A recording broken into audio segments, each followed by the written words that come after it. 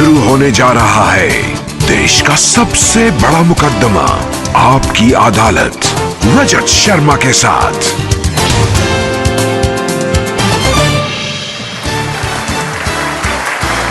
नमस्कार, आपकी अदालत में आपका स्वागत है। आपकी अदालत में आज पेश करेंगे एक ऐसी शख्सियत को जो आजकल देश के हर बड़े नेता के निशाने पर है। सोनिया गांधी, राहुल गांधी, शरद पवार, मुलायम सिंह यादव, आप जिस भी नेता का नाम ले लीजिए, उनके निशाने पर ये एक ही नेता है। और वो नेता आज होंगे आपके निशाने पर, देश की जनता के निशाने पर। Please welcome Bharatiya Janata party के प्रधानमंत्री पद के उम्मीदवार, गुजरात के मुख्यमंत्री नरेंद्र मोदी।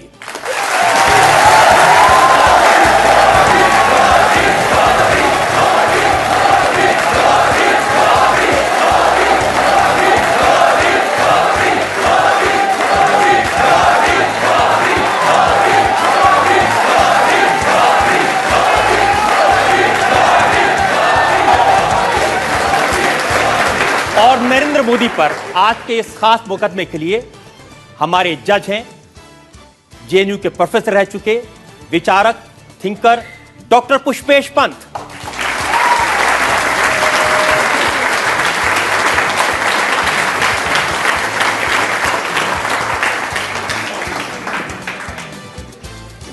इससे पहले कि आपकी अदालत में आज का मुकदमा शुरू करें, आज के जज डॉक्टर पुष्पेश पंत की इजाजत चाहेंगे आज की कार्रवाई शुरू करने की। कार्रवाई शुरू की जाए। और इससे पहले कि इल्जामात और सवालात का सिलसिला शुरू करें, एक नजर डालेंगे उस बैकग्राउंड पर, पृष्ठभूमि पर, जिसमें आज का यह खास मुकदमा चलाया जा रहा है भारतीय जनता पार्टी के प्रधानमंत्री पद के उम्मीदवार नरेंद्र मोदी पर।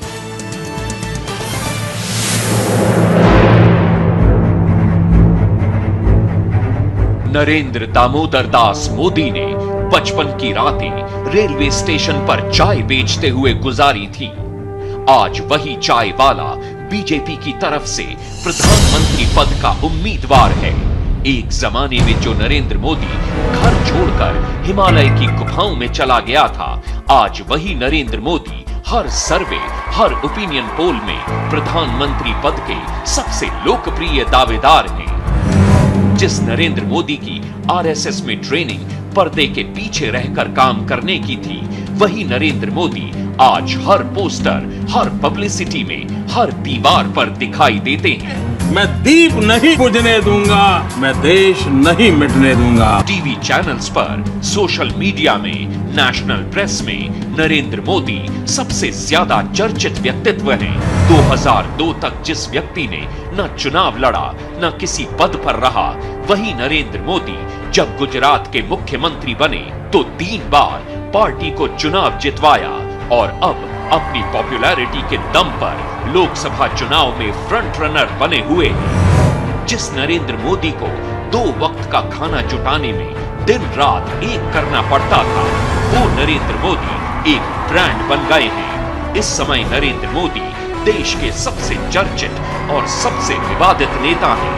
आपकी अदालत में नरेंद्र मोदी अपना मुकदमा खुद लड़ेंगे। तो मुकदमा शुरू होता है। आपकी अदालत में पहला इल्जाम नरेंद्र मोदी पर। आपकी अदालत में बीजेपी के प्रधानमंत्री पद के उम्मीदवार नरेंद्र मोदी पर आरोप है कि इन्होंने पब्लिसिटी करके अपनी हवा बनाई है। मोदी जी, जो देश के बड़े बड़े नेता हैं, सोनिया जी, राहुल जी, चिदम्बरम जी, शरद पवार जी, सब परेशान हैं। जहां जाते हैं वो एक ही चीज उनको देखने को मिलती है, एक ही चीज सुनने को मिलती है, अब की बार मोदी सरकार।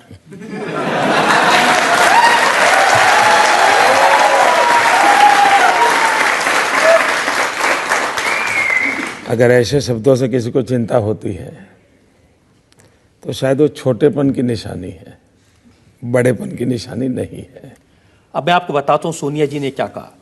उन्होंने कहा कि देश के कोने कोने में इश्तहारों का जाल बिछाकर एक आदमी को हर मर्ज की दवा और देश के लिए चमत्कारी नेता बनाकर पेश किया जा रहा है। आजकल दिल्ली पर ब्लैक मैजिक वालों का कब्जा है।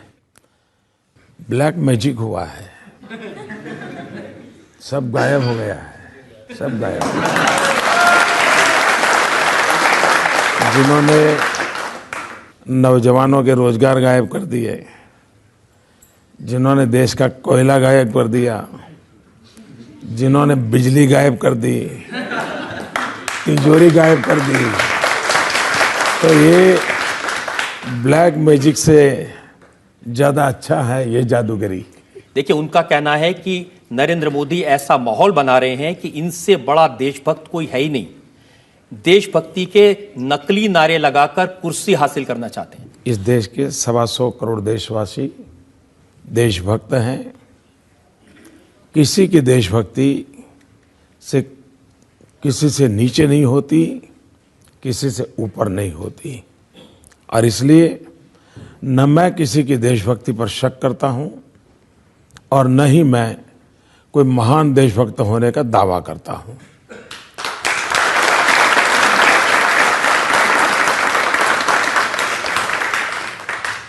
राहुल गांधी का कहना है कि बीजेपी कहती है देश को एक चौकीदार चाहिए। मैं कहता हूं देश को करोड़ों चौकीदार चाहिए। एक चौकीदार से क्या होगा? अच्छा है कि मेरे भाषण वो ध्यान से सुनते हैं।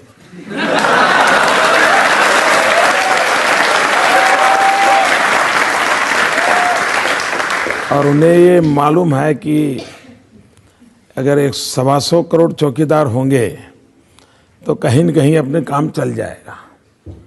एक चौकीदार होगा तो बड़ा मुश्किल हो जाएगा, तो ये उनको मालूम है। और मुझे चिंता ये है कि जब 125 करोड़ चौकीदार होंगे तो जिन पर आदर्श घोटाले का आरोप है, करगिल की विधवाओं के मकान जिन्होंने ले लिए, क्या वे भी चौकीदार होंगे क्या? जिन पर आरोप है राजस्थान और हरियाणा के किसानों की जमीन हड़प ली, क्या वो भी ये 125 करोड़ में चौकीदार होंगे क्या? अगर ये है तो फिर तो लगता है ऐसा है कि वो दूध की रखवाली बिल्ली को दे देंगे। देखिए, आपके नारे में, आपके पब्लिसिटी में, प्रोपेगेंडा में एक ही व्यक्ति है और उनका नारा है हर हाथ शक्ति, हर हाथ तरक्की, सबको साथ लेके चलो। रियलिटी तो है हर हाथ लूट, हर होठ झूठ।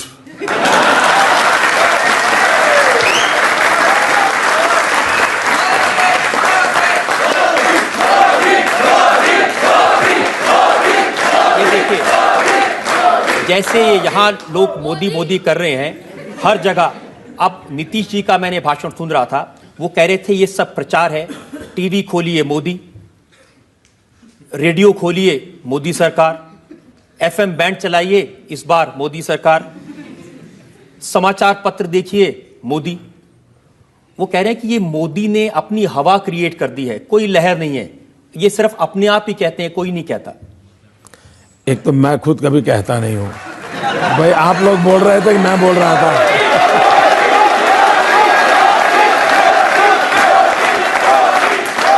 आपको किसी ने सिखाया है? आपको किसी ने बताया है? आप अपनी मर्जी से बोल रहे हो? आपको लगता है देश अपनी मर्जी से बोल रहा है? तो इसमें न मेरी सुनिए न नीतीश कुमार की सुनिए, जनता की सुन लीजिए।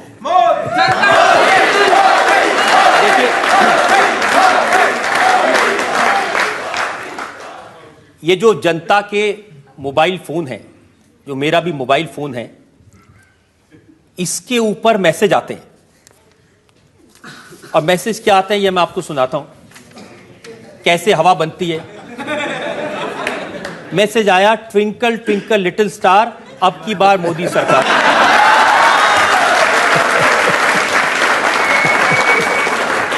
मैसेज आया, राहुल गांधी ने खाई चॉकलेट बार, अब की बार मोदी सरकार।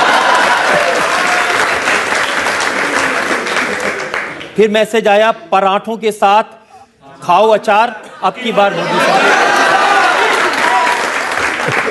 और फिर किसने कहा, दिल का भंवर करे पुकार, अब की बार मोदी सरकार। और फिर पॉलिटिकल भेजा किसी ने, सोनिया जी ने मनमोहन जी से कहा, अब तो अपना मौन तोड़ दो सरदार।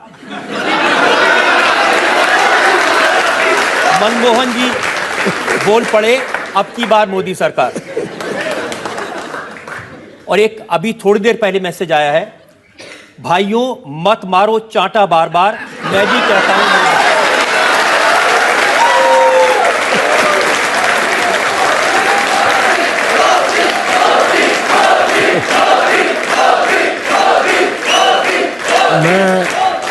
मैं देश की ये जो देश की क्रिएटिव जनरेशन है उनका अभिनंदन करता हूं, और मैं मानता हूं कि अगर ये सोशल मीडिया न होता तो देश की क्रिएटिविटी का, देश की आवाज का पता ही नहीं चलता।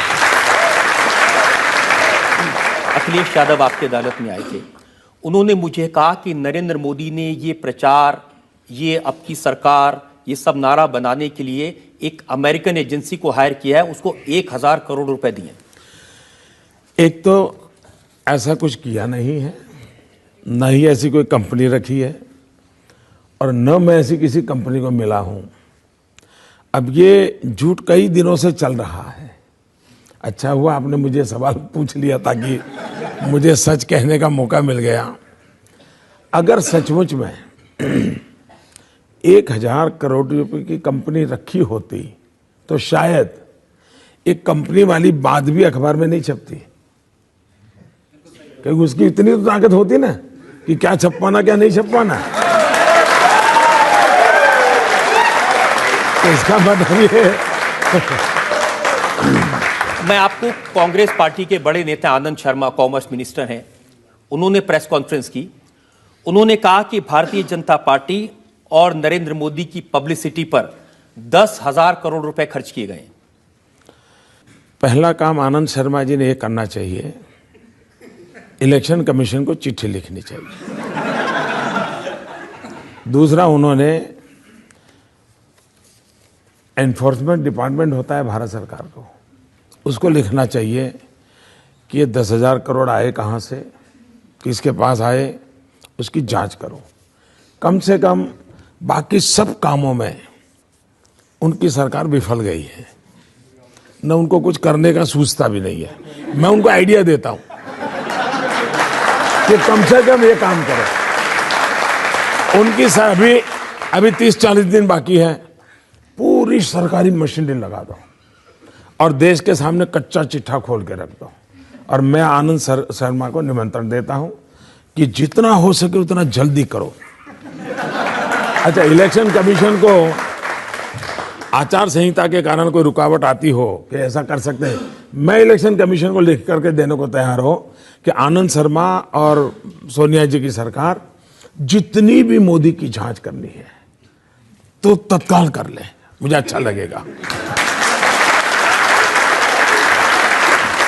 लेकिन राहुल गांधी कहते हैं कि मोदी जी ऐसे आदमी हैं, ये गंजों को कंगा बेच सकते हैं। मैं चाय बेचता था, कंगे तो मैंने बेचे नहीं हैं, लेकिन मैं ये कर सकता हूं, ये इन तक पहुंच गया, ये तो मेरी सफलता है। ये मेरी सफलता है। देखिए, ये तो सच है कि 2009 में, जिसका जिक्र राहुल गांधी अपनी पब्लिक मीटिंग्स पे करते हैं, एक गुब्बारा भरा था इंडिया शाइनिंग का, बहुत हवा भर के उड़ाया, वो फूट गया। वो कह रहे हैं कि अब ये 2014 में एक नया गुब्बारा लेके आए हैं और उसमें बहुत हवा भरी है, धड़ाधड़, वो उसे कहते हैं, हवा भरते हैं। और उनका कहना है कि जब चुनाव के नतीजे आएंगे तो ये गुब्बारा भी फूटेगा। 2002 में भी जब गुजरात का चुनाव था, कांग्रेस के मित्र यही कह रहे थे। 2007 में गुजरात का चुनाव हुआ, कांग्रेस के मित्र यही कहते थे। 2012 में गुजरात का चुनाव हुआ, कांग्रेस के मित्र यही कहते थे, और गुब्बारा उनका फूट गया, देश जानता है। तो पहली बार गुजरात में उन्होंने मेरे साथ फ्रेंडली मैच की है, और वो प्राइमरी मैच में बुरी तरह पिट गए हैं। अब वो फाइनल में आए हैं, मैदान में जनता तय कर लेगी। देखिए, सोनिया जी का कमेंट मैंने देखा, वो पब्लिक मीटिंग में कह रही थी, ये ऐसे दिखा रहे हैं कि अब तक देश में कुछ हुआ ही नहीं और नरेंद्र मोदी आकर रातों रात कुछ कर देंगे। 21वीं सदी का ये पहला दशक इतनी अच्छी अपॉर्चुनिटी थी देश को। अटल बिहारी वाजपेयी जी ने जहां छोड़ा था, पूरे विश्व को लगने लगा था कि अब हिंदुस्तान टेक ऑफ करेगा, देश आगे बढ़ेगा। ग्लोबलाइजेशन के इस युग में हिंदुस्तान एक ताकत के साथ खड़ा होगा, लेकिन अचानक टेक ऑफ करना छोड़ दीजिए, हम रनवे पर ही कोलैप्स कर गए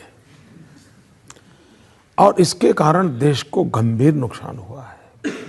और उस संदर्भ में हम कहते हैं कि जितनी संभावनाएं पड़ी थी, आप मुझे बताइए, आपने ऐसा कोई देश देखा है कि गेहूं विदेश भेजे और चपाती बाहर से मंगवाए?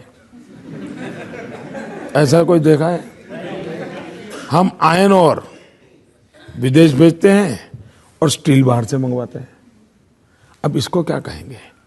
यह देश जिसके पास 20,000 मेगावाट बिजली के कारखाने बंद पड़े हैं, दूसरी तरफ कोयला की खदानें बंद पड़ी हैं। खदानें बंद क्यों पड़ी हैं? तो फाइल खो गई है। सुप्रीम कोर्ट में जाकर के दिल्ली सरकार कहती है फाइल खो गई है। अब मुझे लगता है उनके लिए फाइल खो गई है, देश के लिए लाइफ खो गई है। और इसके कारण अगर वो कोयला होता तो 20,000 मेगावाट बिजली के कारखाने चलते, बिजली मिलती तो छोटे मोटे उद्योग चलते, छोटे मोटे अगर उद्योग चलते तो नौजवानों को रोजगार मिलता, देश का जीडीपी आज जो गिर गया है वो नहीं गिरता। ये जब सारी बातें हम उठाते हैं तो उनके मन में सवाल उठा है। और देखिए, उनको प्रॉब्लम ये नहीं है कि उन्होंने काम किया कि नहीं किया, उनका प्रॉब्लम ये है कि हम 4-4 पीढ़ी से देश चलाते हैं, 60 साल से इस देश पर हमारा कब्जा है, और एक चाय वाला हमें ललकारता है, ये उनको सहन नहीं हो रहा है। ये लोकतंत्र है, छोटे से छोटा बच्चा भी शासक को सवाल पूछ सकता है। इनको सवाल सुनने की आदत नहीं है।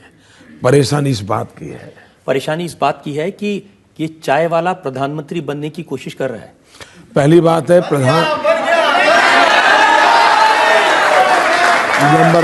नंबर 1 मेरी जिंदगी का उसूल है, और मैं आज आपकी अदालत के माध्यम से उस बात को जरूर कहना चाहूँगा।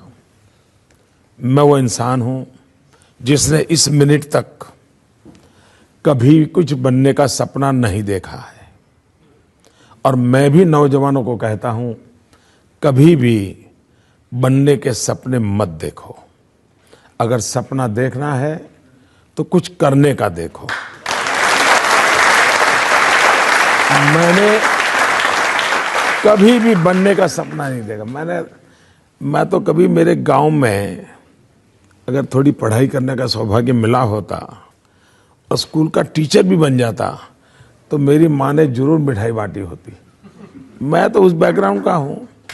ये तो लोकतंत्र है, 125 करोड़ देशवासियों के आशीर्वाद हैं जो व्यक्ति का भविष्य तय करते हैं। लोकतंत्र में कोई व्यक्ति अपनी डिजाइन नहीं बना सकता है, अपना भविष्य तय नहीं कर सकता है। और अभी भी मैं कहता हूं, इस पल भी करने के सपने बहुत है, बनने का सपना एक भी नहीं है।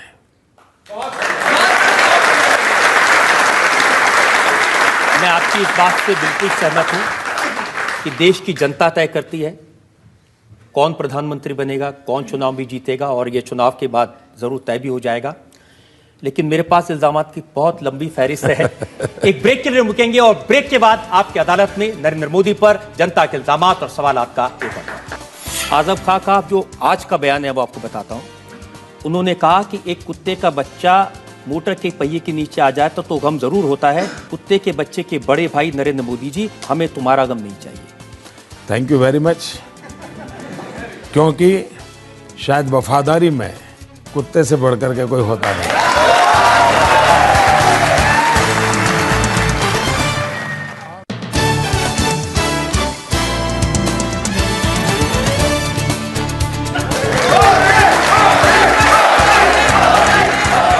Welcome back. आपकी अदालत में आज हमारे मेहमान हैं भारतीय जनता पार्टी की तरफ से प्रधानमंत्री पद के उम्मीदवार गुजरात के मुख्यमंत्री नरेंद्र मोदी। आपकी अदालत में बीजेपी के प्रधानमंत्री पद के उम्मीदवार नरेंद्र मोदी पर इल्जाम है कि ये देश को बांटने की राजनीति करते हैं। 12 साल से आप पर इल्जाम लग रहे हैं, बहुत लंबी रिसर्च है, लेकिन मैं वो पूछ रहा हूं जो आजकल ताजा ताजा इल्जाम लग रहे हैं आपके ऊपर। राहुल गांधी ने आज ही कहा नरेंद्र मोदी पीएम बनना चाहता है, इसके लिए वो कुछ भी करेगा, वो टुकड़े टुकड़े कर देगा, एक को दूसरे से लड़ा देगा। मैं समझता हूं ये टुकड़े टुकड़े वाला मामला है, ये उत्तर प्रदेश से लाए हैं वो। उन्हीं के पार्टी का ये एमपी का उम्मीदवार है, शायद ये टुकड़े टुकड़े वाला मामला उसी से लाए हैं। उन्होंने तो कहा था, इमरान कुरैशी ने तो कहा था कि अगर नरेंद्र मोदी यूपी में आएंगे तो बोटी बोटी काट देंगे। हाँ, वो बोटी बोटी टुकड़े टुकड़े होता है। तो शायद वो उन्हीं के इन्फ्लुएंस में बोलते होंगे। कांग्रेस के इतिहास की तरफ देखें, अब देश को तय करना है कि उनके टैप रिकॉर्डर सुनने हैं कि उनका ट्रैक रिकॉर्ड देखना है। ट्रैक रिकॉर्ड क्या कहता है? इस देश में सबसे पहले शासन किसके हाथ में आया? कांग्रेस के हाथ में। भारत के टुकड़े किसने किए? उन्होंने किए। वंदे मातरम, उसके टुकड़े किसने किए? हमारे देश में जातिवाद का जहर किसने फैलाया? 1857 का स्वातंत्र संग्राम, इस देश का हिंदू और मुसलमान कंधे से कंधा मिलाकर लड़ा था। देश आजाद होते ही ये तनाव, ये बिखराव किसने पैदा किया? और इसलिए जो पाप डिविजिव कांग्रेस है, इतना ही नहीं, वो इतने नीचे गए, देश को कैसे तोड़ा जाता है। जो 2 दिन से डिबेट चल रही है, और मैं फौजियों की इंटरव्यू जब टीवी पे देख रहा था इन दिनों, उनकी पीड़ा में अनुभव करता था। भारत सरकार ने पहली बार फौज में ये पूछा कि आपके यहाँ हिंदू कितने हैं, मुसलमान कितने हैं। ये हमारा सद्भाग्य है कि फौज ने इनकार किया कि फौज में सब हिंदुस्तानी होते हैं या हिंदू और मुसलमान की गिनती नहीं होगी। मना कर दिया। ये जरा अपने गरिबान में देखें, डिविजिव पॉलिटिक्स कौन करता है, देश के टुकड़े कौन कर रहा है। हम तो, जब मैं गुजरात गया, पहली बार राजनीति में टर्मिनोलॉजी शुरू हुई है, जब तो काफी लोग उपयोग करते हैं। मैं गुजरात में एक ही भाषा बोलता था 2001-2 में जब गया। मेरे 5 करोड़ गुजराती, आज भी मुझे सुनते होंगे तो मैं 125 करोड़ हिंदुस्तानी वही से बोलता हूं।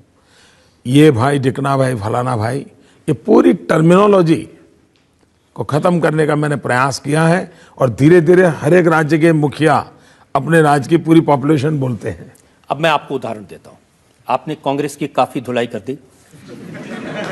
उमर अब्दुल्ला जो मुख्यमंत्री है जम्मू कश्मीर के, उनकी बात आपको बताता हूं, और बड़ा उन्होंने गंभीर चार्ज लगाया। उन्होंने कहा कि नरेंद्र मोदी पंजाब गए, वहां सरदारों की दस्तार कबूल की, अरुणाचल प्रदेश गए, उनकी टोपी कबूल की, असम गए तो उनकी वेशभूषा कबूल की, लेकिन जब इमाम साहब ने टोपी पहनाने की कोशिश की तो लौटा दिया, इनकार कर दिया। मैंने अब तक गांधी जी को ऐसी कोई टोपी पहना हुआ देखा नहीं है। मैंने सरदार वल्लभ भाई पटेल को इस प्रकार की टोपी पहन करके फोटो निकाला हुआ कभी देखा नहीं है। मैंने पंडित नेहरू को भी कभी इस प्रकार की टोपी पहना हुआ देखा नहीं है। तो ये एक भारत की राजनीति में विकृति आई है, और विकृति आई है कि अपीजमेंट के लिए कुछ भी करो। मैं मानता हूं मेरा काम है सब संप्रदाय का सम्मान करना, सब परंपरा का सम्मान करना, पर मेरी जो परंपरा है उसको मुझे स्वीकार करना। तो मैं मेरी परंपराओं को लेकर के जीता हूं, हर एक की परंपरा का सम्मान करता हूं, और इसलिए मैं ये टोपी पहन करके फोटो निकाल करके लोगों की आंख में धूल झोंकने का पाप मैं नहीं कर सकता। लेकिन कोई अगर किसी की टोपी उछालता है तो उसको कड़ी की कड़ी सजा करने का मैं मन रखता हूं।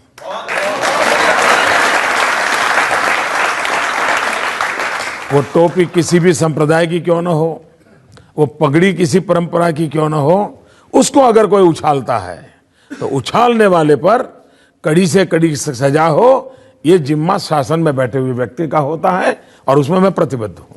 लेकिन मोदी जी, नीतीश जी ने एक बार कहा था कि जब आप सार्वजनिक जीवन में होते हैं, पब्लिक लाइफ में होते हैं, तो कभी तिलक लगाना पड़ता है, कभी टोपी पहननी पड़ती है, दूसरों की भावनाओं का ध्यान रखना पड़ता है। उनको लगता है कि ऐसा करने से भावनाएं संभल जाती हैं, वो ये करें। मुझे लगता है कि उनके बच्चों को शिक्षा मिलनी चाहिए, उनके हाथ में भले कुरान हो, उनके हाथ में कंप्यूटर भी होना चाहिए। ये मेरी सोच है, तो उनकी सोच उनको मुबारक, मेरी सोच मुझे मुबारक। देखिए, आपकी सोच का और आपके शब्दों के चयन का क्या हाल होता है उसका मैं आपको उदाहरण देता हूं। आजम खान साहब उत्तर प्रदेश की सरकार में मंत्री हैं। उन्होंने कहा, आजादी के 60 वर्ष बाद कहा गया कि हम आदमी नहीं हैं, कुत्ते के पिल्ले हैं।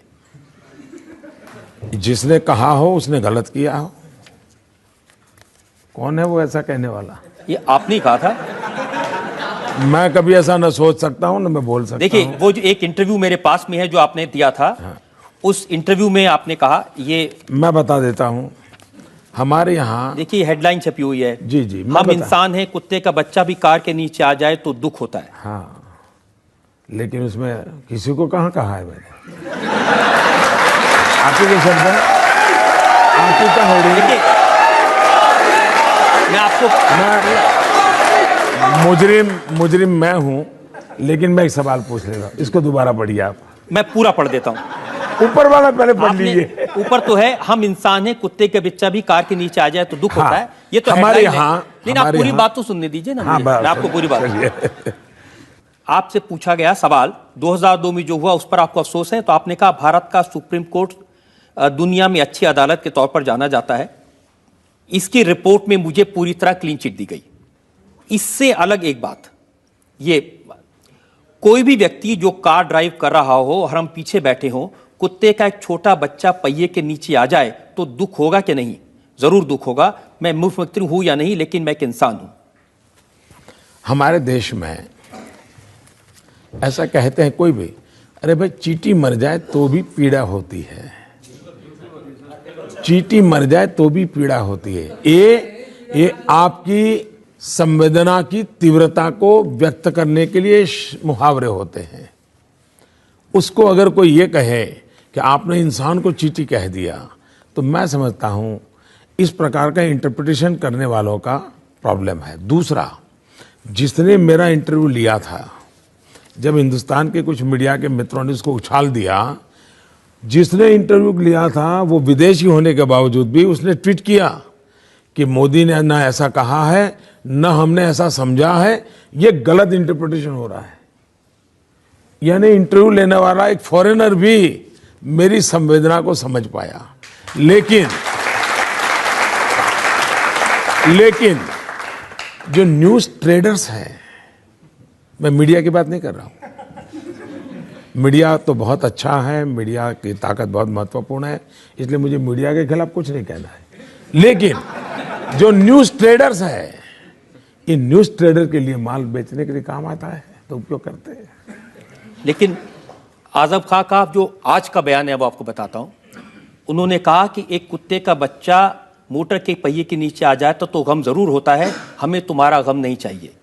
बड़े भाई, कुत्ते के बच्चे के बड़े भाई नरेंद्र मोदी जी, हमें तुम्हारा गम नहीं चाहिए। थैंक यू वेरी मच, क्योंकि शायद वफादारी में कुत्ते से बढ़कर के कोई होता नहीं।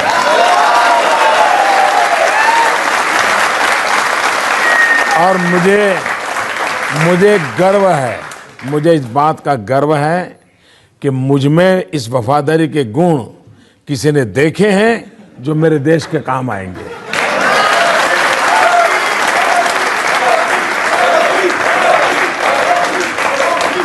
लेकिन एक सच ये है कि भारत के प्रधानमंत्री ने, मनमोहन सिंह जी ने, उन्होंने कहा कि अगर नरेंद्र मोदी देश का प्रधानमंत्री बन गया तो देश के लिए डिजास्टर्स होगा।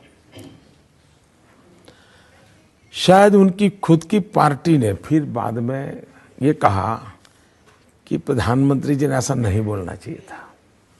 उनके कैबिनेट मंत्रियों ने भी कहा कि प्रधानमंत्री ने ऐसा नहीं बोलना चाहिए था, और मैं समझता हूं उसके बाद उन्होंने बोलना बंद किया है। उन्होंने तो लोगों को याद दिलाया था कि अहमदाबाद की सड़कों पर कत्लेआम हुआ जिस आदमी के राज में, उसका अगर प्रधानमंत्री पद मिल गया तो देश के लिए नुकसान हो जाएगा। उनको ये भी याद रहना चाहिए था कि 2002 के सितंबर में अक्षरधाम पर हमला हुआ, मंदिर के अंदर दशकों लोग मारे गए, लेकिन गुजरात पूर्ण शांत रहा। उनको ये भी पता होना चाहिए कि गुजरात में सीरियस बम ब्लास्ट हुए थे, काफ़ी लोग मारे गए थे, अस्पताल में लोग मारे गए थे, उसके बाद भी गुजरात शांत रहा।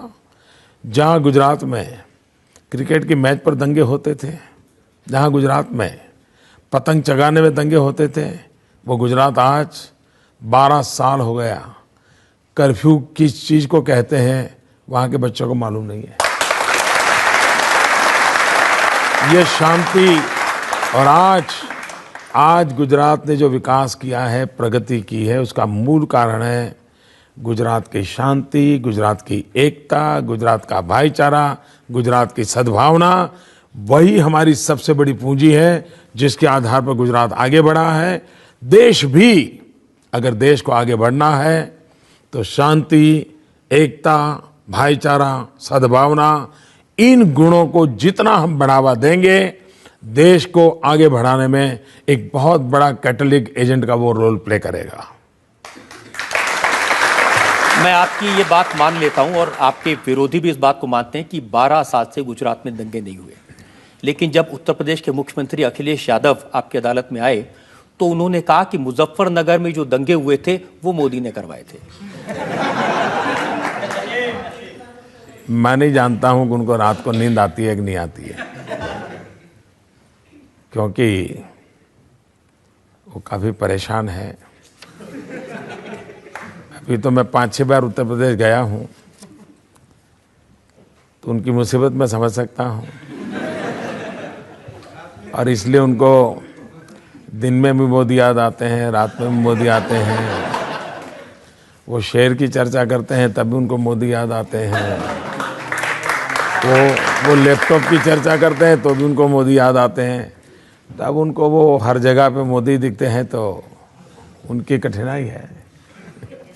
हम जनता से पूछते हैं जो लोग सवाल पूछना चाहते हैं, एक एक करके। हाँ। सर, मैं सर से जानना चाहती हूँ कि यदि सर की सरकार बनती है तो जो क्रिश्चियन भाई हैं हमारे, क्या उनको ये विश्वास दिला सकते हैं कि उनके चर्च तोड़े नहीं जाएंगे? ऐसा तो कभी हुआ नहीं, कभी सुना नहीं हमने। जलाए नहीं जाएंगे सर?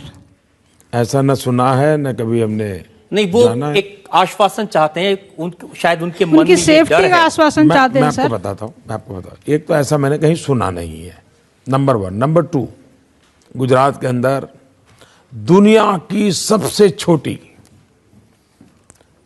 माइक्रो माइनॉरिटी है पारसी। उन पारसी का उदवाड़ा में तीर्थ क्षेत्र है।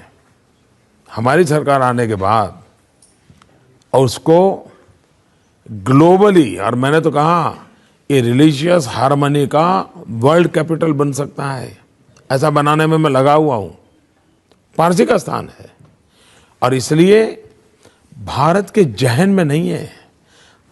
भारत के हजारों वर्ष का इतिहास देखिए, कभी तलवार लेकर के किसी के धर्म पर आक्रमण नहीं किया है। हमारा देश ऐसा है जो कहता है इसका भगवान, उसका भगवान, उसका भगवान, ये हमारी सोच नहीं है। हमारे देश की सोच है ईश्वर एक है और उसे प्राप्त करने के रास्ते अलग अलग है। Yes sir. और सभी रास्ते ईश्वर के पास ले जाते हैं। और इसलिए कोई ऊंचा है, कोई नीचा है, ये चाहिए या नहीं चाहिए, भारत का संविधान इसके लिए किसी को सहमति नहीं देता है। हमारे यहाँ संप्रदायवाद नहीं चल सकता है। हम धार्मिक लोग हो सकते हैं, सांप्रदायिक जुनून हमारे देश में कतई नहीं चल सकता है। और इसलिए भारतीय जनता पार्टी का ये मोटो रहा है सर्व पंथ समभाव, सभी पंथों के प्रति समभाव होना चाहिए। इसलिए मैं इस देश के सभी नागरिकों को कहता हूं, आप आश्वस्त रहिए। ये जातिवाद का जहर, ये संप्रदाय का जुनून भारत की प्रगति को रोकता है और ये हम नहीं होने देंगे। मोदी जी, आपने क्रिश्चियंस को, पारसियों को भरोसा दिलाया, क्या देश के मुसलमानों को भी ऐसा ही भरोसा दिला सकते हैं? इस देश का कोई भी व्यक्ति, भारत मां का कोई भी लाल, उसको वो सारे अधिकार हैं जो नरेंद्र मोदी को है। किसी को आपसे डरने की जरूरत नहीं है? कुछ लोगों को तो डरना पड़ेगा। देश को लूटने वाले, उनको डरना पड़ेगा। अन्याय करने वालों को डरना पड़ेगा। और मैं ये बात कहने से डरता नहीं हूं।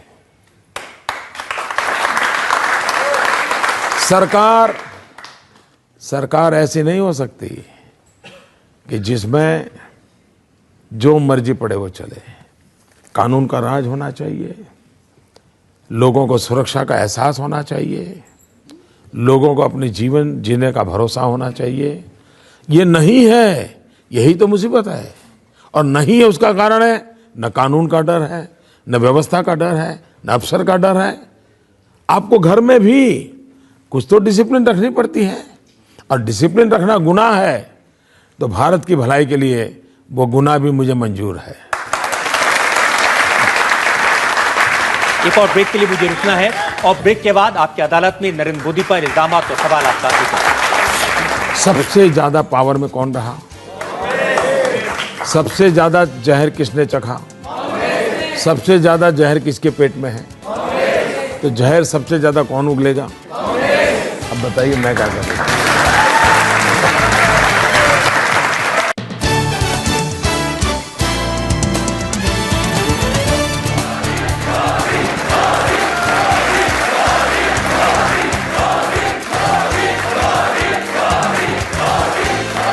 Welcome back. आपकी अदालत में आज हम मुकदमा चला रहे हैं, सवाल पूछ रहे हैं, सफाई मांग रहे हैं नरेंद्र मोदी से। आपकी अदालत में अगला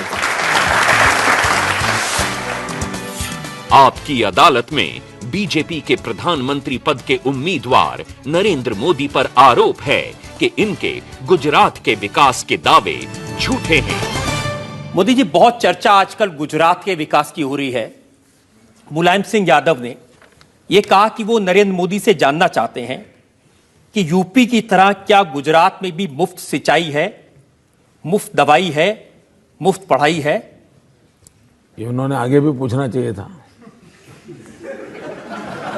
मुफ्त में गुंडागिर्दी है, मुफ्त में निर्दोषों की हत्याएं हो रही है, ये भी बोल देना चाहिए था उन्होंने तो तब कहा जब आपने कहा कि सरकार चलाने के लिए 56 इंच का सीना चाहिए। मैंने उनको ये कहा था कि मुलायम सिंह जी ने ये कहा कि हम उत्तर प्रदेश को गुजरात नहीं होने देंगे। तो मैंने उनको कहा कि नेताजी,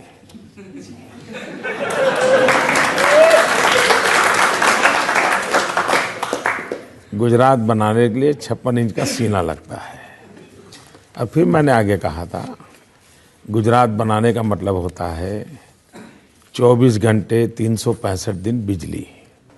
गुजरात बनाने का मतलब होता है कि गुजरात में अधिकतम घरों में नल से पीने का पानी।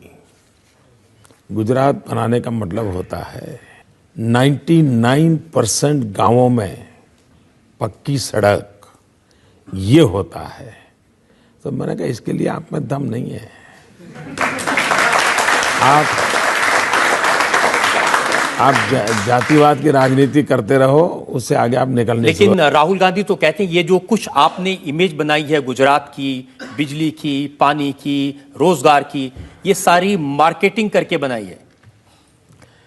चलिए मानो मैं दिल्ली में आके मार्केटिंग करूं, बंगाल में जाके मार्केटिंग करूं, असम में जाके करूं तो थोड़ी देर मान सकते हो, लेकिन गुजरात की जनता के सामने तो मार्केटिंग नहीं चलता ना, उसको तो सामने दिखता है ना।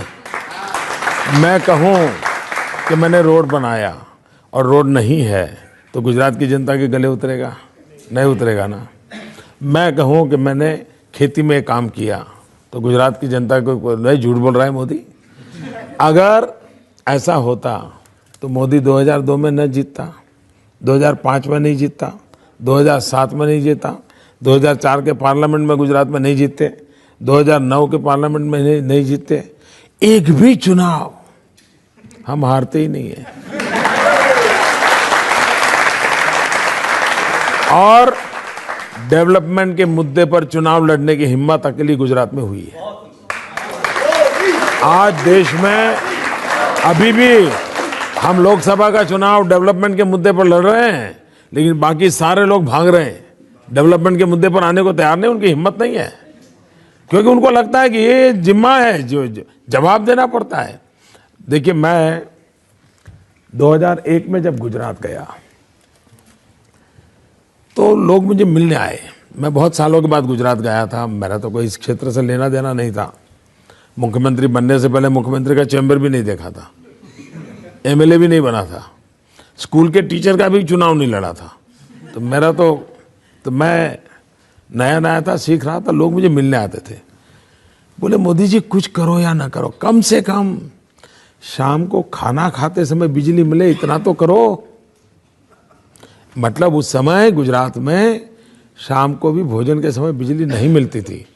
आज 24 घंटे 365 दिन बिजली मिलती है। ये बात मार्केटिंग से नहीं होती है जी। उसके घर में स्विच ऑन करे और जब बल्ब जलता है तो फिर उसको लगता है हाँ यार मोदी सही बोल रहा है। लेकिन ये भी तो सच है कि गुजरात के प्रमोशन के लिए, मार्केटिंग के लिए आप अमिताभ बच्चन को ले आए। ये बात सही है। वो अमिताभ बच्चन जो कांग्रेस के साथ जुड़े थे, वो अमिताभ बच्चन जो समाजवादी पार्टी के साथ जुड़े थे। देखिए मोदी में औरों में फर्क क्या है? फर्क यही है, वो मुलायम सिंह के बहुत निकट रहे, उत्तर प्रदेश के रहे, उत्तर प्रदेश के प्रति उनका प्रेम भी है। लेकिन मुलायम सिंह जी ने उनसे क्या काम लिया? उन्होंने काम लिया यूपी है दम, जुल्म है कम, ये किया। हाँ, उनकी गाड़ी चली नहीं। अमिताभ बच्चन का उपयोग क्या करना चाहिए, इसके लिए समझ चाहिए। मैंने क्या उपयोग किया? मैंने उनको गुजरात की बात बता, वो गुजरात सरकार की बात नहीं बताते, वो कच्छ के रेगिस्तान की बात बताते हैं, हैंडीक्राफ्ट की बात बताते हैं, वहाँ की जीवन शैली की बात बताते हैं। और ये सोच अगर मेरे पास है तो यही तो मेरा काम है कि अमिताभ बच्चन जी से भी, वरना मैं भी उनके बगल में तस्वीर निकलवा करके राजनीति कर लेता, लेकिन मैं वो नहीं करता हूं। मेरे गुजरात की भलाई के लिए अमिताभ बच्चन जी का जो उपयोग हो सकता है वो करना चाहिए। और अब तक पिछले 5-6 साल से मेरे साथ काम कर रहे हैं, कभी भी न उनकी तरफ से पॉलिटिकल बयान गुजरात का आया होगा, न मेरी तरफ से कभी उनका नाम पॉलिटिकल बयान में आया होगा। ये बिल्कुल संयम हमने बरता है। और दूसरी बात, मैं सार्वजनिक रूप से कहना चाहूँगा, जब ये मैंने उनके सामने प्रपोजल रखी कि मुझे गुजरात का टूरिज्म प्रमोट करना है, आप मेरी मदद कीजिए, उन्होंने कहा मोदी जी मेरी आवाज़, मेरा चेहरा मैं आपको देता हूँ, आप उपयोग कीजिए। फिर मेरे हमारे अफसरों ने उनसे बातचीत शुरू करी। उन्होंने कहा नहीं, मैंने मोदी जी को वादा किया मैं एक नया पैसा नहीं लूंगा। और आप जानते हैं एक नया पैसा लेते नहीं जी। गुजरात के टूरिज्म का काम जो अमिताभ जी कर रहे हैं, एक नया पैसा उन्होंने लिया नहीं है, और मैं इसके लिए उनका बहुत बहुत अभिनंदन करता हूं।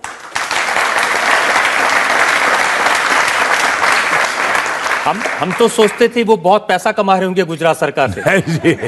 यही तो मैं, देखिए मैं पक्का अहमदाबादी हूं। हम जो अहमदाबादी लोगों के लिए ऐसी पहचान है, हम सिंगल फेयर डबल जर्नी वाले हैं। हम जल्दी रुपये किसी को देते रहिए।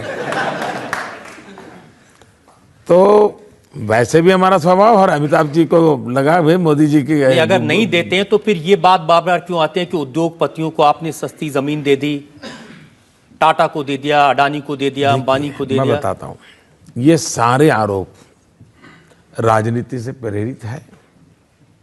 हमारे कांग्रेस के मित्र तो जैसे वो 10,000 करोड़ वाला लाए थे, इसमें भी कुछ आरोप लगाते हैं। मैं ये कहता हूं, ये भारत सरकार सोई हुई है क्या? क्या उसका जिम्मा नहीं है कि कोई मुख्यमंत्री ऐसी बदमाशी करता है उसको ठीक करे? कोई स्टेट ऐसी बदमाशी करता है, क्यों नहीं कर रहे जी? इसलिए इसका मतलब या तो उनमें ये भी दम नहीं है। दूसरा, गुजरात स्टेट के संबंध में सुप्रीम कोर्ट का एक बहुत बड़ा महत्वपूर्ण रिमार्क है।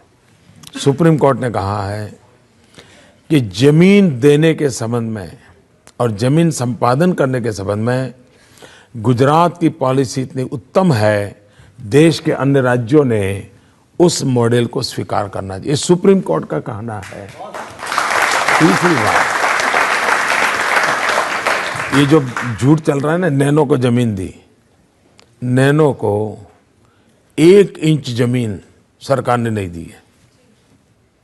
1 इंच जमीन किसान से लेकर के नहीं दी है। तो आरोप तो ये लग रहा है कि किसान से छीन करके दे दिया। वही अरे इनको कुछ मालूम ही नहीं जी, कुछ भी बोलते हो, वरना सुप्रीम कोर्ट तो मेरी बात क्यों मानती जी। दूसरी बात है, मार्केट रेट से ज्यादा पैसों से हमने जमीन दी है। और दूसरा, गुजरात स्टेट है जो पॉलिसी ड्रिवन स्टेट है, नीति बनी हुई है। आप भी कोई जाएंगे तो उसको भी वही लाभ मिलेगा जो हिंदुस्तान का सबसे बड़ा अमीर जाएगा उसको भी मिलेगा। लेकिन राहुल गांधी कहते हैं कि गुजरात की कोई बात इसलिए सामने नहीं आती क्योंकि वहां पर आरटीआई नहीं है, सबसे बड़ा अधिकार जो उन्होंने दिया देश की जनता को। ये जो दिन रात वो कहते रहते हमने ये कानून दिया, ये कानून दिया, ये कानून दिया, जरा ये तो जवाब दो कि आपका कानून कश्मीर में लागू होता है क्या? क्या आरटीआई एक्ट कश्मीर में लागू हुआ है क्या? एंटी करप्शन एक्ट कश्मीर में लागू हुआ है क्या? राइट टू एजुकेशन कश्मीर में लागू हुआ है क्या? जरा पहले अपने गरिबान में देखो, फिर औरों पे कीचड़ उड़ाओ। दूसरी बात है, गुजरात में आरटीआई है, गुजरात में आरटीआई के अंदर फुल फ्लेज काम चल रहा है, और गुजरात आरटीआई के खिलाफ अभी तक एक भी शिकायत आई नहीं। जो जातिकरण राजनीतिक है, इससे हम कब बाहर आएंगे? जब तक हम इसी में उलझे रहेंगे हमारा देश विकास नहीं कर सकता। जातिवाद का जहर ये समाज को तोड़ता है। किसी जाति का गौरव होना वो बुरी चीज नहीं है, वो कभी कभी ताकत देती है, लेकिन जातिवाद का जहर जो है, जो नफरत पैदा करता है, उससे किसी का भी भला नहीं होता है, और हमने देश को उससे बचाना होगा। लेकिन सोनिया जी तो कहती हैं आप जहर की खेती कर रहे हैं। देखिए, जयपुर के अंदर करीब जून जुलाई महीने में, लास्ट जून जुलाई में कांग्रेस पार्टी का अधिवेशन था। उसमें राहुल गांधी जी का राज्यारोहण होना था, उनको उपाध्यक्ष घोषित करना था, तो काफ़ी पूरे देश में बड़ा माहौल बनाया गया था। उस दिन राहुल गांधी ने जो भाषण किया, आपके पास पुराने क्लिपिंग होगा तो दिखा देना बाद में, उसमें उन्होंने कहा कि मैं आज सुबह जल्दी जल्दी उठ करके मम्मी के कमरे में गया था, मम्मी की आंख में आंसू थे, और मम्मी ने कहा कि बेटा, पावर इज पॉइजन, सत्ता एक जहर होती है। ये उन्होंने पब्लिक को सुनाया था। अब मुझे बताइए भैया, सबसे ज्यादा पावर में कौन रहा? सबसे ज्यादा जहर किसने चखा? सबसे ज्यादा जहर किसके पेट में है? तो जहर सबसे ज्यादा कौन उगलेगा? अब बताइए मैं क्या करूं?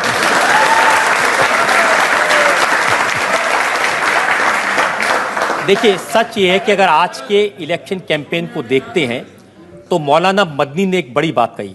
उन्होंने कहा कि नरेंद्र मोदी का नाम लेकर के मुसलमानों को डराया जा रहा है।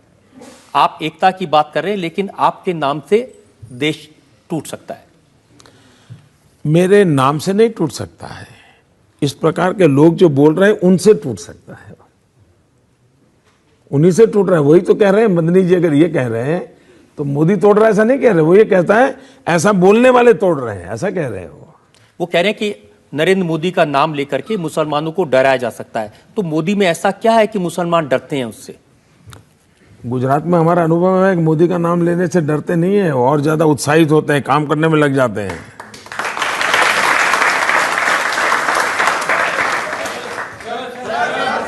श्योर, बिल्कुल, सबको मौका दें, कोशिश करें। सर, मेरा क्वेश्चन ये है कि अमेरिका ने आपके ऊपर प्रतिबंध लगाया था, क्या आप प्रधानमंत्री बनने के बाद अमेरिका जाएंगे?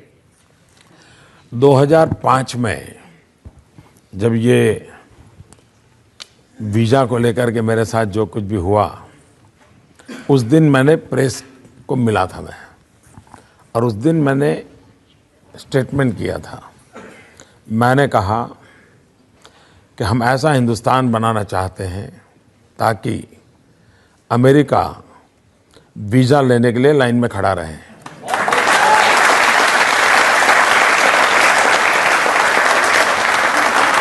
अमेरिका के प्रेसिडेंट नैन्सी पॉल आपको एक बार मिलने आई और उनकी छुट्टी हो गई।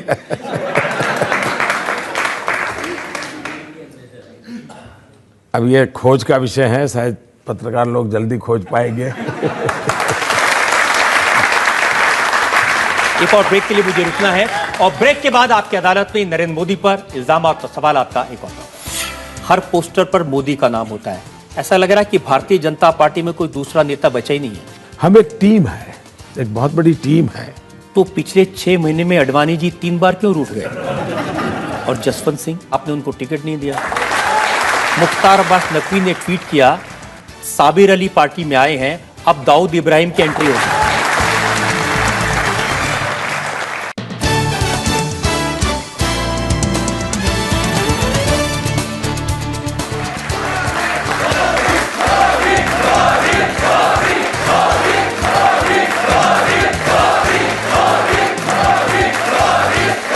Welcome back. आपकी अदालत में आज इल्जामात और सवालात के घेरे में हैं गुजरात के मुख्यमंत्री नरेंद्र मोदी। आपकी अदालत में अगला इल्जाम। आपकी अदालत में बीजेपी के प्रधानमंत्री पद के उम्मीदवार नरेंद्र मोदी पर इल्जाम है कि ये बीजेपी पर एक छत्र राज चलाते हैं। एक छत्र राज चलता है भारतीय जनता पार्टी में। जहां जाते हैं मोदी मोदी मोदी सुनाई देता है। हर पोस्टर पर मोदी का नाम होता है। ऐसा लग रहा है कि भारतीय जनता पार्टी में कोई दूसरा नेता बचा ही नहीं है। ऐसा नहीं है। भारतीय जनता पार्टी एक विशाल संगठन है। संगठन व्यवस्था से ऑर्गेनाइजेशन सेटअप बना हुआ होता है। ढेर सारी गैलेक्सी ऑफ लीडर्स और एक से बढ़कर एक ऐसी बहुत बड़ी हमारी टीम है। कभी हम अटल जी के नेतृत्व में चुनाव लड़ रहे थे तो अटल जी की बात कर रहे थे, कभी अडवाणी जी की नेतृत्व में चुनाव लड़ रहे थे, अडवाणी जी बात कर रहे थे। फिलहाल मुझे ये काम मिला है, पार्टी ने जो तय किया है मुझे करना है, क्योंकि आखिर मैं कार्यकर्ता हूँ। तो कार्यकर्ता के नाते जो कुछ भी हो रहा है उसमें अगर मुझे जो कुछ भी योगदान देना होता है तो देता हूँ। हम एक टीम है, एक बहुत बड़ी टीम है और टीम के रूप में काम करते हैं। अगर टीम के रूप में काम कर रहे हैं तो पिछले 6 महीने में अडवाणी जी 3 बार क्यों रूठ गए? मैं नहीं मानता हूं कि वो रीठे हैं। और वो देखिए, मैं आपको 3 उदाहरण बताता हूं। जब नरेंद्र मोदी को चुनाव प्रचार समिति का कन्वीनर बनाया गया गोवा में, आडवाणी जी रूठे, उनको सब लोग मनाने गए उनके घर पे। जब नरेंद्र मोदी को प्रधानमंत्री पद का उम्मीदवार डिक्लेयर किया गया तब वो मीटिंग में गए, फिर उनको मनाने गए। और अभी लोकसभा की टिकट जब डिसाइड हो रही थी, वो भोपाल से लड़ना चाहते थे, पार्टी अहमदाबाद से लड़ना चाहती थी। इन तीनों विषयों की क्लैरिफिकेशन आडवाणी जी की तरफ से भी आया है, पार्टी तरफ से आया है, और ये सारी काल्पनिक कथाएं रही है। क्योंकि जिस दिन गोवा में तय हुआ उसी दिन फोन पे मुझे उन्होंने आशीर्वाद दिए। उनका स्वास्थ्य ठीक नहीं था और इसलिए वो गोवा आ नहीं पाए थे, लेकिन अब वो मसाला बन गया न्यूज़ के लिए तो चल पड़ा। और जसवंत सिंह जी ने अभी अभी मेरी एक किताब मोदीत्व नाम की किसी ने एक मेरे चीजें छपी है, उसकी प्रस्तावना लिखी है जसवंत सिंह जी ने अभी अभी। और आपने उनको टिकट नहीं दिया? ऐसा है, टिकट मैं नहीं देता हूं।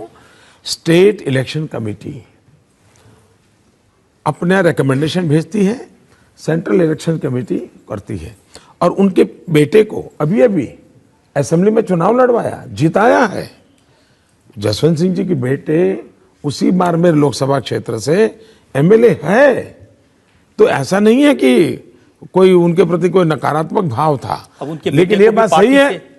आखिरकार देखिए, भाजपा में लाखों कार्यकर्ता है, अब टिकट तो 500 लोगों को मिलने वाला है, तो थोड़ा बहुत तो राजी नाराजी की संभावना हर जगह पे ज्यादा हो रही है कि राहुल गांधी को भी चिंता है। आज ही का मैं उनका भाषण सुन रहा था, वो कह रहे थे कि बड़े बड़े नेता आडवाणी जी हैं, जसवंत सिंह जी थे, नरेंद्र मोदी ने सबको किनारे लगा दिया। पहली बात यह है कि जो लोग हैं वे वो लोग हैं जिन्होंने मोदी को उंगली पकड़ के चलाया है,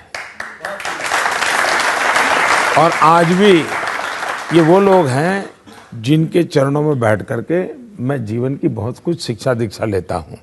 और इसलिए न उनको भारतीय जनता पार्टी के चरित्र का पता है, न भारतीय जनता पार्टी की कार्यशैली का पता है, लेकिन वो इसलिए ऐसा बोलते हैं क्योंकि उनके यहाँ सीताराम केसरी के साथ क्या हुआ था, उठा करके ऑफिस से बाहर फुटपाथ पे पटक दिया था। ऑल इंडिया कांग्रेस के प्रेसिडेंट थे, सोनिया जी को बिठाना था, तो उनके यहाँ ये हुआ है तो बचपन से उन्होंने यही देखा है, तो उनको बाहर का कुछ मालूम नहीं है ना। लेकिन अब वो कल्चर बीजेपी भी नहीं आई। मुख्तार अब्बास नकवी ने ट्वीट किया, साबिर अली पार्टी में आए हैं, अब दाऊद इब्राहिम की एंट्री होगी। अब वो उन दोनों के बीच का मामला है, रहने दीजिए उनके पास। और पार्टी के बहुत सारे नेता ये कहते हैं कि नरेंद्र मोदी को पार्टी में जितना नहीं पसंद करते, बाहर वाले पसंद करते हैं। राज ठाकरे, आपका रिश्ता तो शिवसेना से, उद्धव ठाकरे से है, लेकिन राज ठाकरे कह रहे हैं मैं नरेंद्र मोदी को प्रधानमंत्री बनाऊंगा। पहली बात है कि इसका पहला पार्ट जो है वो आपका अनुमान सही नहीं है। आज भारतीय जनता पार्टी के मुझसे इतने श्रेष्ठ वरिष्ठ कार्यकर्ता हैं मेरी पार्टी में, मुझसे ज्यादा अनुभवी हैं, लेकिन उन्हीं लोगों ने मुझको अपने कंधे पर बिठाया है।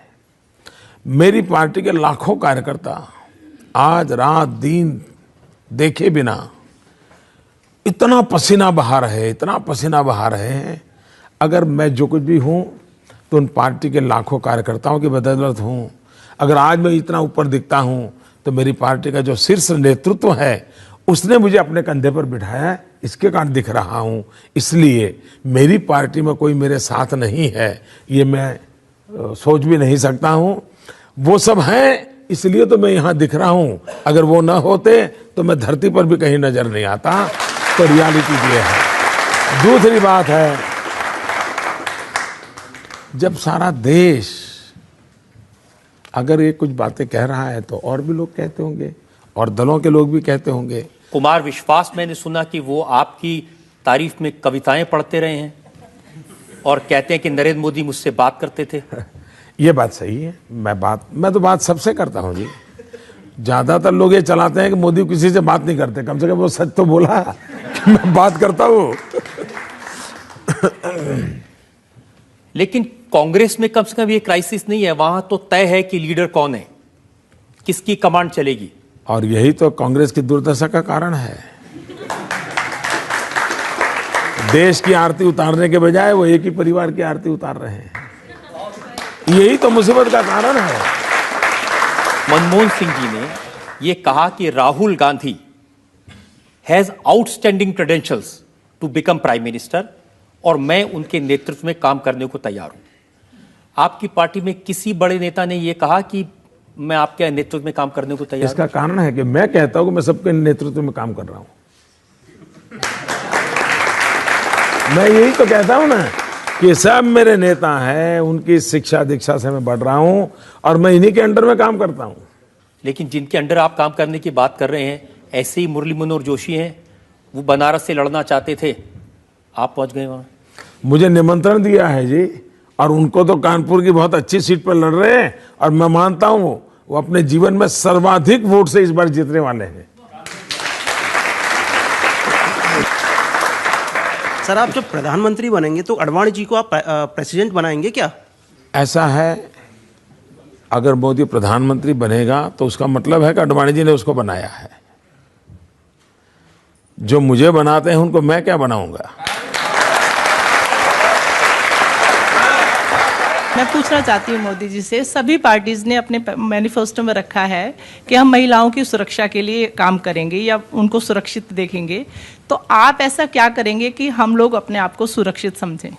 आपको एक मेरी प्रार्थना है, अगर मौका मिले तो अक्टूबर में हमारे यहाँ नवरात्रि का पर्व होता है।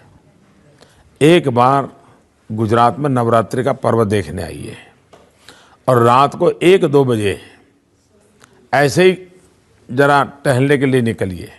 आप देखेंगे जवान बेटियां पूरे गहनों से लदी हुई अकेली स्कूटी पर अंधेरी रात में जाती हुई मिलेगी। तो ये सब संभव है, सब संभव है। आज मुलायम सिंह यादव ने एक स्टेटमेंट दिया है पब्लिक मीटिंग में। उन्होंने कहा कि जो लड़के बलात्कार करते हैं ये छोटा मोटा अपराध है और बलात्कार करने वालों को फांसी की सजा देना ठीक नहीं है, और मैं अगर प्रधानमंत्री बना तो मैं इस कानून को बदलूंगा।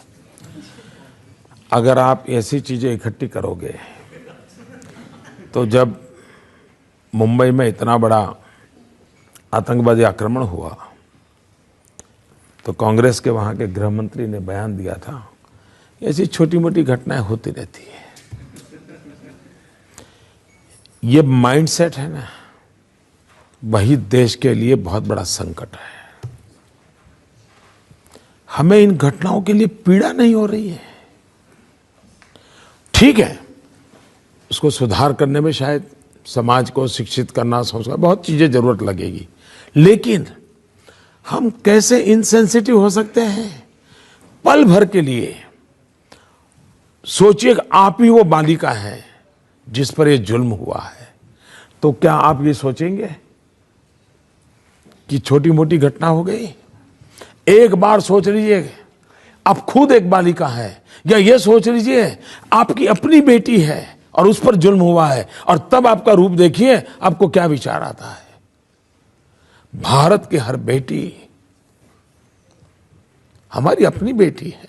21वीं सदी, सुशिक्षित समाज, और ये क्या हम सुन रहे हैं? ये मन को परेशान करने वाली चीजें हैं। और उसमें भी ये गांव पर एसिड छिड़कने का काम इन नेताओं की नासमझी से होती है, तब बहुत पीड़ा होती है। मैं इसका राजनीतिक जवाब देना नहीं चाहता हूं, मुझे बहुत पीड़ा होती है। मैं कोई पॉलिटिकल स्कोर नहीं चाहता इसमें। मैं भगवान से प्रार्थना करता हूं कम से कम ईश्वर हमें ऐसी बुद्धि न दे, ऐसी बुद्धि न दे। एक और ब्रेक के लिए रुकेंगे और ब्रेक के बाद आपकी अदालत में नरेंद्र मोदी पर जनता के इल्जामात और सवालात का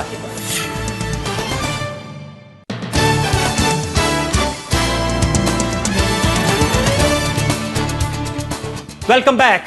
आपकी अदालत में आज हमारे मेहमान हैं भारतीय जनता पार्टी की तरफ से प्रधानमंत्री पद के उम्मीदवार नरेंद्र मोदी। हम जनता से पूछते हैं जो लोग सवाल पूछना चाहते हैं, एक एक करके। सर, बिना रुके बिना थके आप 2 महीने से कंटिन्यू भाग रहे हैं, ये मोटिवेशन कहां से मिलता है सर?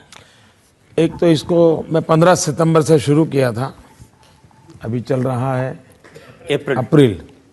जी तो मेरे हिसाब से करीब 6-7 महीने हो गए। जी। एक तो मैं मजदूर आदमी हूँ, मैं बचपन ही बहुत कठिनाइयों से गुजारी है, तो शरीर से पूरा काम लेने का मुझे आदत भी है। योगा करने की परंपरा बहुत सालों से मेरे जीवन में है, योगा और प्राणायाम से मैं जुड़ा हुआ हूँ। लेकिन उससे भी ज़्यादा मेरा ये मत है, काम करने की थकान कभी नहीं होती है, थाक लगती है काम न करने की। मुझे काम करने का संतोष मिलता है। और तीसरी बात है, जनता जनार्दन के आशीर्वाद, ये इतनी बड़ी ताकत होती है, वो आपको दौड़ाती रहती है। जनता का प्रेम आपको सोने नहीं देता है, लेकिन कमिटमेंट होना चाहिए। अगर कमिटमेंट है तो बहुत तेजी से कनेक्ट होते हो, और अगर तेजी से कनेक्ट होते हो तो आप चीज़ों को कन्वर्ट भी कर लेते हो। और मुझे 125 करोड़ देशवासियों ने जो प्यार दिया है और जो पिछले 6 महीने में मैंने अनुभव किया है, शायद कोई परमात्मा की कृपा है, तो इतना प्यार मुझे मिला है। जी, आप थर्ड रो में। सर, मैं आपसे क्वेश्चन पूछना चाहती हूँ, आपके कपड़े बहुत स्टाइलिश होते हैं, आपका डिजाइनर कौन है?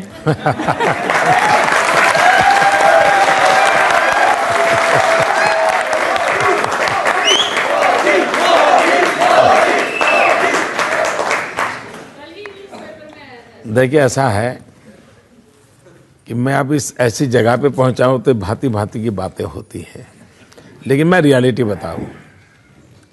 मैं बहुत छोटी आयु में घर छोड़ दिया, तो एक छोटे से झोले में ही मेरा सामान रहता था।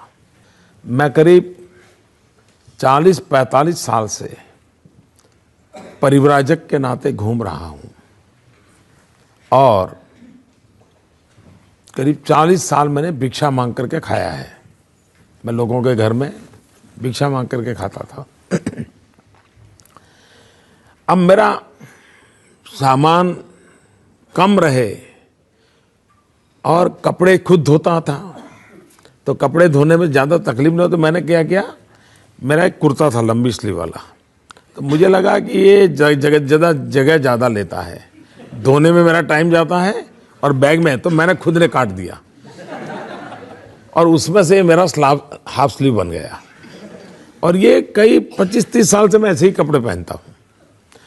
दूसरी बात है, ये बात सही है कि मुझे ढंग से रहना, साफ सुथरा रहना, थोड़ी कलर कॉम्बिनेशन की ईश्वर ने कमाल दी है, तो मैं अपने तरीके से कर रहा हूँ। लेकिन चूंकि परमात्मा ने मुझे कुछ दिया है, हर चीज में मैं ठीक फिट बैठ जाता हूँ।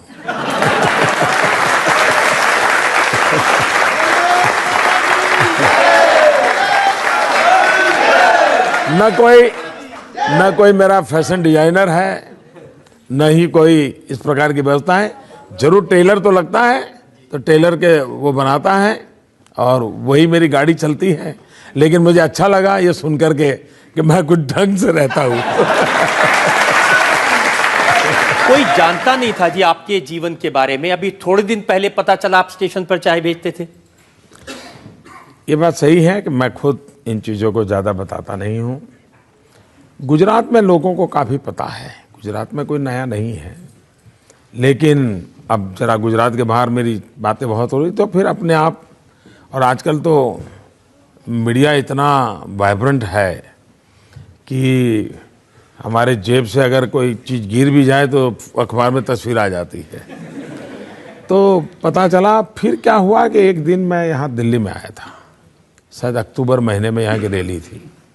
उसी दिन कांग्रेस के लोगों ने बड़ी अनाप शनाप गालियाँ भी दी थी। मोदी तो अमेरिका का एजेंट है, टिकना है अमीरों के, वगैरह वगैरह। मुझे बड़ी पीड़ा हो रही थी, मुझे लगा ये इस प्रकार की भाषा है तो एक बार मुझे कहना पड़ेगा। मैं जीवन में पहली बार यहाँ दिल्ली में ही, वहाँ रोहिणी में जब मेरा एक रैली हुई थी, मैंने कहा मुझे क्या ये बोल रहे हो लोग, इन्हें पता है हम कौन है। मैंने कहा मैं बचपन में रेल के डिब्बे में चाय बेच करके बड़ा हुआ हूँ और आप मुझ पर ऐसे इल्जाम लगाते हो। उसमें से बात निकल पड़ी। बाकी तो अब बहुत सी बातें होती है, हर चीज़ें कहाँ बताने जाएंगे। अब जैसे मैं बता देता हूँ, बचपन में आप इतने शरारती थे कि तालाब में से मगरमच्छ का बच्चा उठा के घर ले आए। मैं शरारती कम, साहसिक ज्यादा था।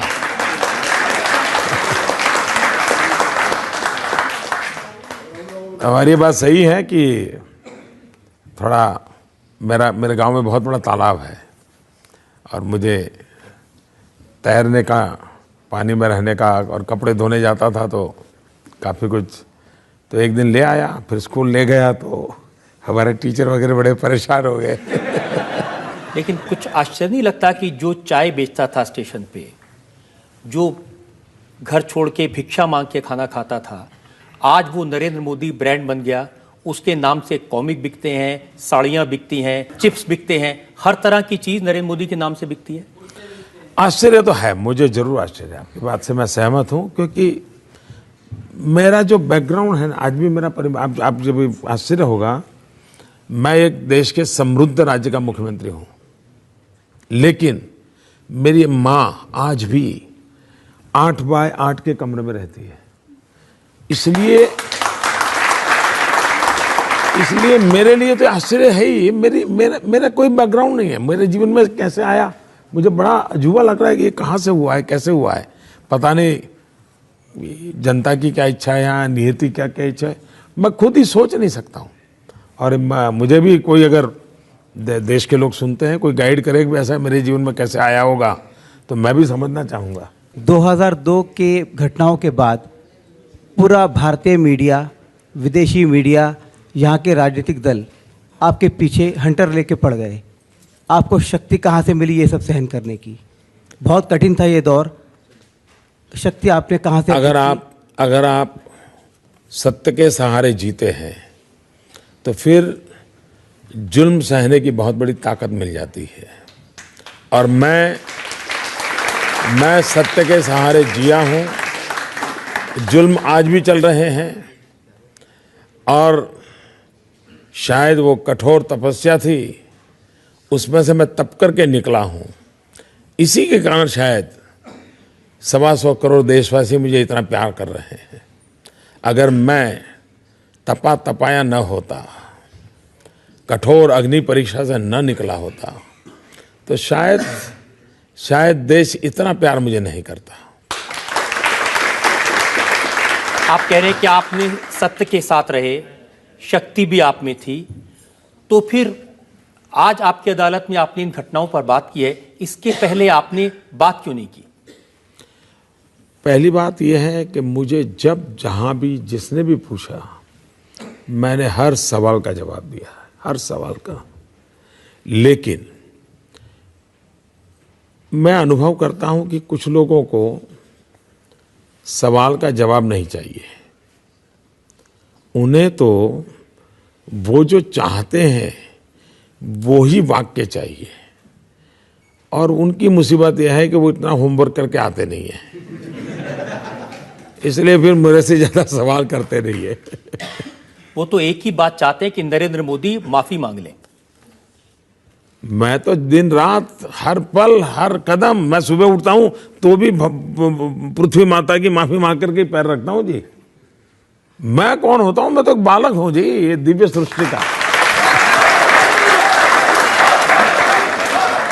मोदी जी, आज हमने आपसे हर तरह के सवाल पूछे, वो सवाल जो हमेशा लोग आपसे पूछना चाहते हैं, जनता आपसे पूछना चाहती है, और आपने हर सवाल का बड़ी बेबाकी से जवाब दिया, किसी को टालने की कोशिश नहीं की। हम एक ब्रेक के रुकेंगे और ब्रेक के बाद सुनेंगे आपकी अदालत में आज के जज डॉक्टर पुष्पेश पंत का फैसला आज के मुकदमे में।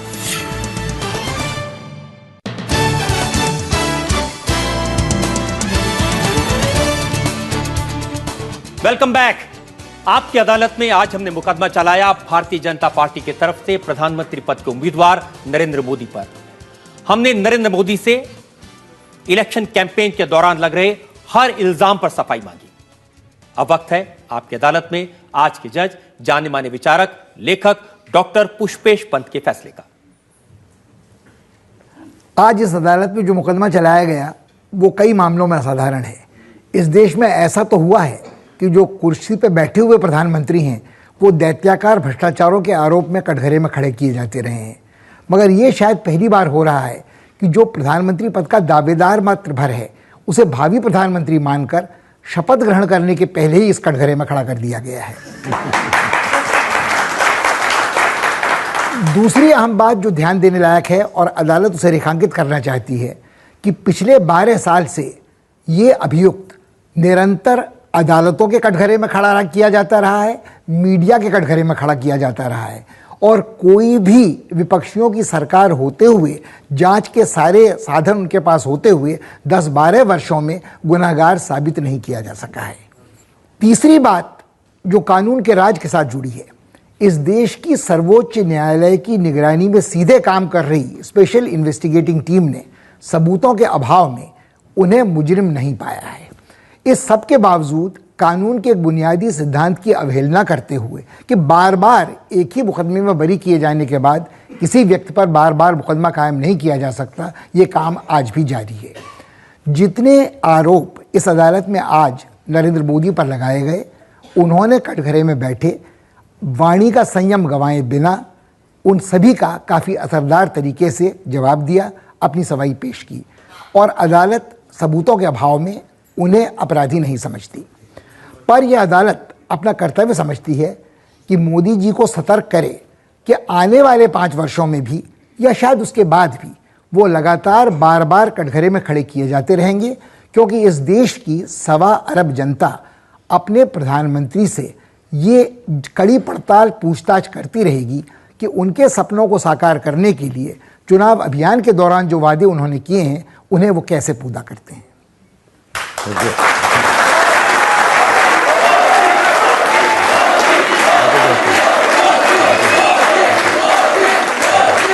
नरेंद्र मोदी को देश की सर्वोच्च अदालत ने बरी किया, आपकी अदालत में आज के जज ने बरी किया, लेकिन जनता की अदालत में उनका मुकदमा अभी बाकी है। देश भर में लोकसभा का चुनाव है, असली फैसला जनता जनार्दन को करना है। आप मालिक हैं इस देश के, आपको तय करना है कि नरेंद्र मोदी की बातों में कितनी सच्चाई है। आपको तय करना है कि क्या नरेंद्र मोदी इस देश के लिए वाकई में एक कुशल शासक, कुशल प्रधानमंत्री हो सकते हैं। फैसला आपके हाथ में है। चुनाव के मौके पर हमारा लिए वक्त है आपसे विदा लेने का। अगले सप्ताह आपसे मिलेंगे एक और अदालत लेकर। तब तक के लिए नमस्कार।